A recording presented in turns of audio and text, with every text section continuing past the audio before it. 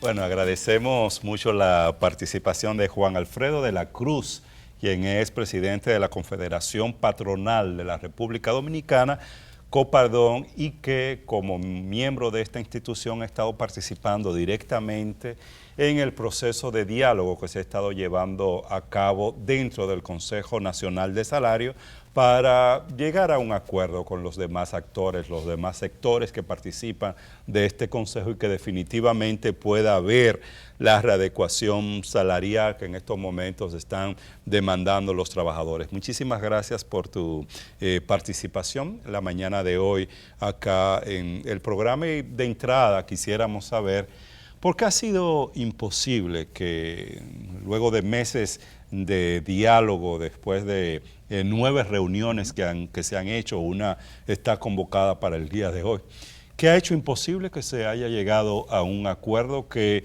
determine el justo y necesario aumento en el salario mínimo en el país? Sí. Muy buenos días, gracias por la invitación. Nosotros entendemos que el tranque en todo este proceso ha sido no ni el capricho ni la exigencia del sector empresarial en el tema de la reclasificación. La reclasificación es un tema que se viene hablando desde el 2015-2017. Entonces, ya en estos momentos, nosotros como sector establecimos que como parte del proceso del ajuste, teníamos que incluir la reclasificación de los umbrales en base a la ley 187-17. Entonces, esto entendemos que ha sido el tranque, porque con el sector sindical ellos no han querido entender, y si lo han entendido, su postura es el % que yo quiero y yo te apruebo la reclasificación. Entonces no se trata de el %, no es un proceso de yo quiero esto a cambio de esto. Nosotros hemos planteado diciendo, mira, tenemos que hacer el ejercicio de hacer reclasificación en conjunto, que a su vez los porcentajes serían mayores o menores, es otro tema. En principio entendemos que ese ha sido el tranque. Ellos se oponen rotundamente a la reclasificación. Es una ley, nosotros como sector lo que pedimos es que se haga cumplir la ley. Hay una sentencia del 13 de junio donde establece que, si bien es cierto, en el 2015 y 2017 el tema de la clasificación no era obligatorio porque no existía la ley, pero ya en el 2017 con una ley, la 187-17, es vinculante. Y el momento... Han pasado 2 años desde la aprobación de la ley y no se ha hecho esa reclasificación. Yo recuerdo que para el diálogo del 2017, donde terminó el Ministerio de Trabajo imponiendo el porcentaje del aumento porque no se ponían de acuerdo, la discusión era la misma. Han pasado 2 años. ¿Por qué no se ha discutido ese tema en el transcurso de esos 2 años para que no llegáramos al 19 con la misma situación? Excelente pregunta, Amelia. Y la razón ha sido que el sector sindical no se ha querido sentar en la mesa en estos 2 años. Por eso el temor nuestro es de que esto se posponga y caigamos en el mismo juego, de que estemos 2 años más y no se implemente. Y también que lo que ellos plantean es, mira, ajústame el %. Y después hablamos de reclasificación. Cuando tú estás viendo temas de compensación y beneficio, estos 2 temas se tienen que ver en conjunto. ¿Por qué? Porque hacer ajuste salarial y reclasificación después va a conllevar un ajuste de salario de por sí. Por lo menos eso es lo que siempre dice el empresariado. No, es que va a conllevar un ajuste, porque cuando tú vas a reclasificar, tú vas a tener que mover otra vez las escalas, porque por hablo se llama reclasificar. La propuesta de nosotros la hemos explicado yo creo que 9 veces ya inclusive al mismo sector sindical. El martes pasado, en la última reunión, pedimos una pizarra, nos sentamos con ellos en una parte y le mostramos, y le digo, mira, yo te voy a dar este escenario con reclasificación y este escenario sin reclasificación, ya para que tú veas. El escenario nuestro en este ejercicio usaba de ejemplo un 12%.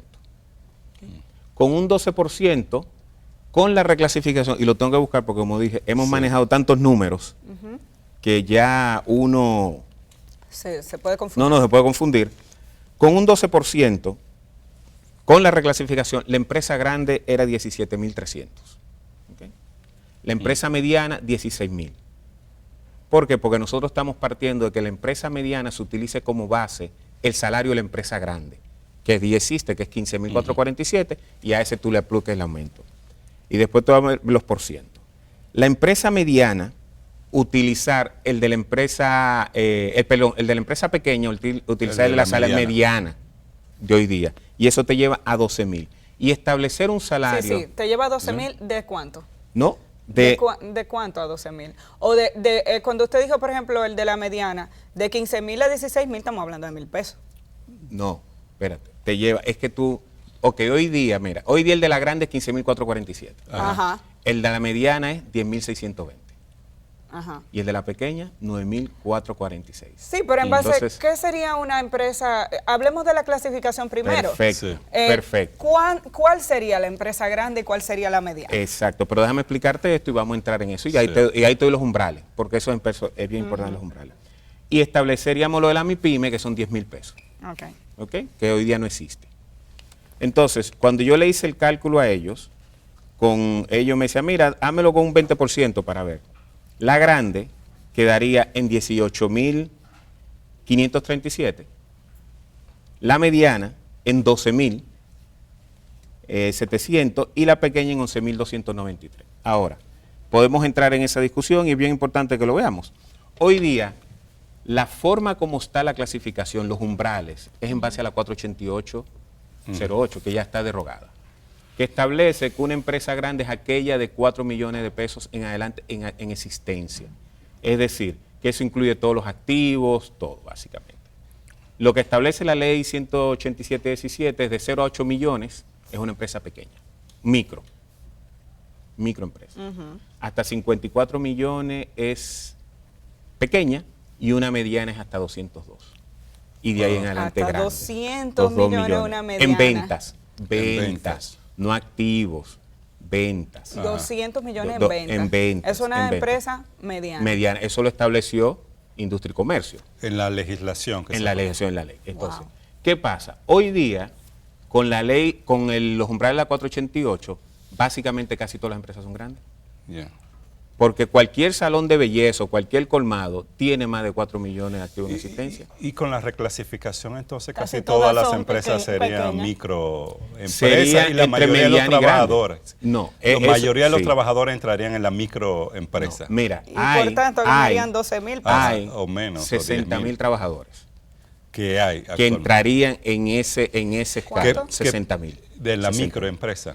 Que hoy día están en una mediana, que podrían pasar una pequeña o pasarían una micro, 60.000. Porque hoy ya tú tienes micro, hoy ya tú tienes pequeñas que ya pagan los 15.447. Juan Alfredo, una de las preguntas que uno se hace desde fuera, y lo ha visto también que lo han hecho los trabajadores, ¿por qué condicionar una discusión de salarios que ya está establecida ahí su dinámica cada 2 años, readecuar salarios, a una discusión de reclasificación cuando muy bien se puede cumplir con lo que establece la ley respecto a reajuste salarial justo ahora en estos momentos y posteriormente entonces ver todo el tema de reclasificación, porque estamos hablando del Consejo Nacional de Salario, cuya principal función sería ese tema de reajuste salarial y no otros temas. Como lo estableció la sentencia, el momento de hablar de reclasificación es en el momento del Comité de Salario. Entonces, es el momento de la revisión de escala. ¿De qué sentencia estamos hablando? Está hablando de una que salió el 13 de junio, que está, Suprema, ¿no? Sí, que establece, que vuelvo y digo, que en el 2015 y 2017 no se podía aplicar porque la ley no era vigente, y hoy día es vinculante y el momento de revisar la clasificación es en el momento de la revisión de salario. Lo establece. Ahora, vuelvo y digo, tenemos que cumplir la ley, eso es lo primero.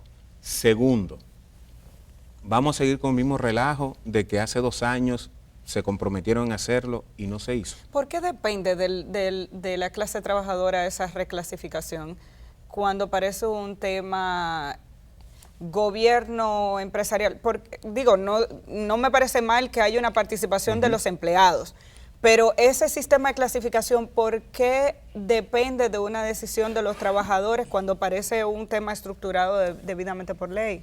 Lamentablemente, como es un tema que tiene que ver con salarios, se incluye en el tripartismo.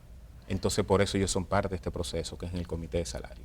¿Entiendes? Ahora, Entonces, bajo sí. sus mismos cálculos, Javier, ahora mismo el salario base de una empresa grande, el salario mínimo es de 15,000 y pico de pesos. 15.447. Bajo el esquema de la reclasificación, usted dice, la mayoría de las empresas con esa clasificación actual están son empresas grandes bajo la clasificación actual.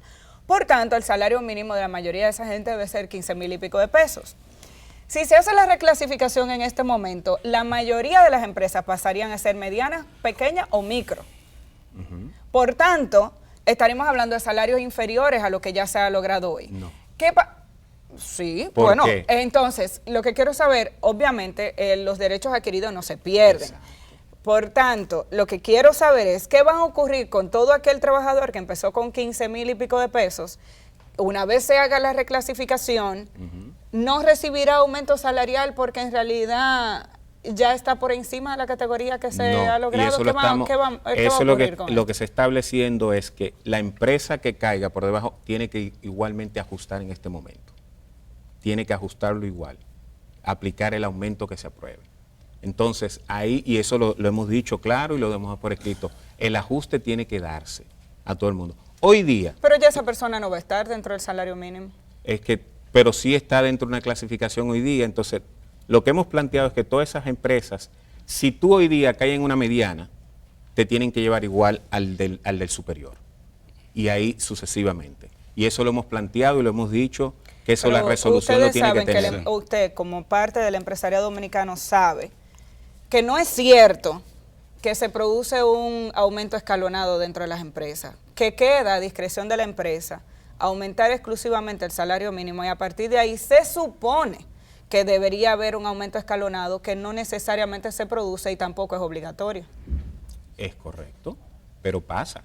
Y lo mismo está pasando hoy día sin la reclasificación. Entonces tú me estás diciendo, el mismo temor existe con reclasificación y sin reclasificación. ¿Tú entiendes? Entonces nosotros lo que estamos planteando, sí, es lo mismo, lo que me estás diciendo es el mismo temor. Hoy día con la 488 se puede aprobar un ajuste de salario. Ajá. Y tú me estás diciendo a mí que hay empresas que no hacen el ajuste. No. Entonces podría pasar lo mismo sin la reclasificación. Sí. Entonces es el mismo temor en ambas formas. La idea es reducir ese temor y ver la forma y el ministerio hacer su trabajo de supervisar y asegurarse. Y el efecto se da porque cuando tú ajustas los salarios automáticamente y en las empresas grandes, las empresas de muchísimas empresas del país, se causa un efecto dominó. Tú aumentas el mínimo. Lo otro es que tenemos que quedar claro que nosotros como comité de salario lo que establecemos es el salario mínimo de entrada de las empresas. La mayoría de las empresas hacen ajustes salariales anuales. ¿Siguen los empresarios viendo el salario como un costo en la República Dominicana? Una economía con crecimiento tan alto como la que ha tenido el país no se explica por qué existen salarios tan deprimidos, y cuando uno busca la explicación la ve por ese lado de que desde el sector empresarial no se ve esta como una oportunidad para que mayores ingresos en los trabajadores signifique una mayor demanda y por ende las empresas se vean beneficiadas. ¿Por qué se sigue viendo así salario como costo? Mira, el salario es un tema de oferta y demanda. Es un tema de oferta y demanda. Y es bueno anotar que todo el tema salarial es bastante complejo. Y es de las cosas que yo se lo he dicho al ministerio, lo hemos visto en artículos que han salido. Por ejemplo, países con un crecimiento económico fuerte, como Chile, hoy día sus salarios mínimos han bajado por tema migratorio. Entonces es un tema de oferta y demanda. Pero nosotros como comité establecemos el salario mínimo, que es el salario de entrada. Después de ahí las empresas pagan por encima de ese salario mínimo. Muchísimas de las empresas hoy día pagan superior al salario mínimo. No, porque es un tema, vuelvo y digo, oferta y demanda. Entonces nosotros como comité lo que establecemos es el salario base.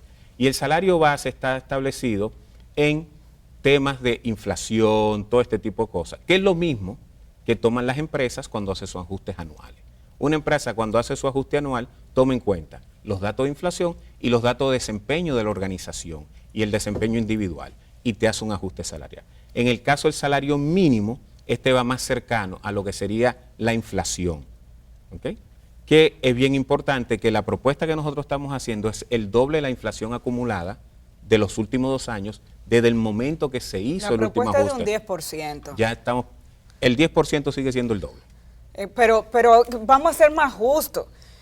A un salario de 15,000 pesos, un aumento de un 10% son 1.500 pesos. En la práctica, la clase empresarial sabe que la canasta básica ronda los 30,000. Entonces, seamos claros y no digamos, no hablemos de porcentaje para que nos enredemos. Estamos hablando de 1.000 pesos de aumento. Entonces, hablemos de números. Entonces, no dije que no hablemos de números. Dije no hablemos de porcentaje. De números. Cuando digo eso es que en la práctica, cuando el ciudadano va a comprar 1.000 pesos es nada. Entonces, a eso es que me refiero. Y el empresariado dominicano lo sabe. Y el que tiene que llegar a un transporte público ineficiente como el que hay en este país, se le va en pasaje los 1.000 pesos. Entonces, a eso es cuando se refiere, cuando dice un salario justo. Mira, qué bueno que tú tocas el tema de la canasta básica. ¿Ustedes saben cómo se calcula la canasta básica? ¿Y qué toma en cuenta la canasta básica? Para que comparemos manzana con manzana. Porque nos gusta venir aquí y comparar. Nos queda un minuto. Sí, y comparar manzanas con pera. Cuando tú estás hablando de salario mínimo, tienes que hablar del quintil 1. No puedes hablar de canasta básica promedio. Eso es para que comparemos manzana con manzana. La canasta básica promedio es 13,000 pesos. ¿Ok?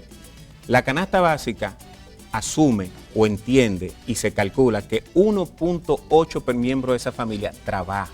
Es decir, tú tienes que multiplicar el salario mínimo por 1.8. Entonces comparemos manzana con manzana.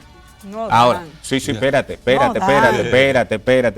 Amelia, No dan. tenemos que comparar manzana con manzana, no comparemos pera con manzana, porque para hablar el mismo idioma tenemos que comparar. Y un economista te lo diría. Hay economistas que la canasta promedio, no establecemos salario promedio, estamos estableciendo salario mínimo. Que yo estoy hablando de arroz con habichuela. Y ojalá que las manzanas que se comparen sean manzanas que no estén con el nivel de podredumbre que a nivel de salario en comparación con crecimiento económico y canasta familiar existe en la República Dominicana. Esperemos que se avance en la reunión de hoy. Muchísimas gracias. Gracias a Miami los fines de semana. De Copardón por esta entrevista y prestemos atención y ojalá que pueda llegarse a un acuerdo que implique una mejoría importante de los salarios de los trabajadores en la República Dominicana. A ustedes, gracias por acompañarnos y les invitamos a que mañana nueva vez estén con nosotros a partir de las 6 de la mañana.